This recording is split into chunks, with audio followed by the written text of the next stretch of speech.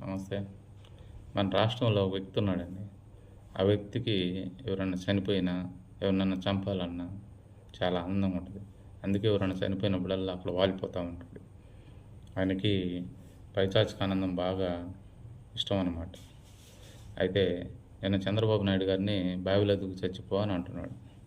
ఎందుకు చావాలి సార్ బావిలో దూకి? రాష్ట్ర ప్రజలకు మంచి మంచి చేస్తున్నందుకా? ఎందుకు చావాలి చెప్పు? చిన్నాన్ని, సొంత చిన్నాన్ని, తో నాన్నతో తోడబుట్టిన చిన్నాన్నని గొడ్డలతో నరికినందుకు చచ్చిపోవాలా? 151 నుంచి 11 సీట్లకు పడిపోయినందుకు చచ్చిపోవాలా? పులివెందులలో జెడ్పీటీసీలో ఓడిపోయినందుకు చచ్చిపోవాలా? కొడుకుని పక్కన కూర్చోబెట్టుకొని ఒక తల్లి, అయ్యా దేవుడా, నా కొడుక్కి ప్రతిపక్ష హోదా కూడా రాకూడదు అని ప్రేయర్ చేశాను, అందుకే ప్రతిపక్ష హోదా కూడా రాలేదు అని చెప్పినందుకు చావాలా? ఆస్తులను కేసి చెల్లెల ఆస్తులను కేసి రోడ్డున పడేసినందుకు చావాలా?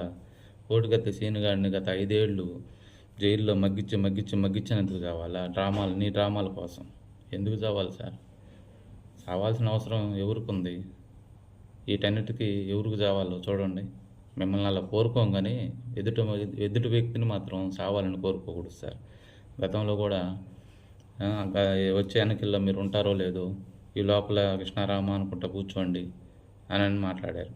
ఎందుకు అలా మాట్లాడడం? ఒకరు చచ్చిపోతే మీకు వచ్చింది ఏంది? నలుగురు బాగుండాలి, మనము బాగుండాలి అనుకోవాలి సార్. ఒకరు చచ్చిపోవాలనుకుంటే అట్లా జగన్మోహన్ రెడ్డి గారు. నమస్తే.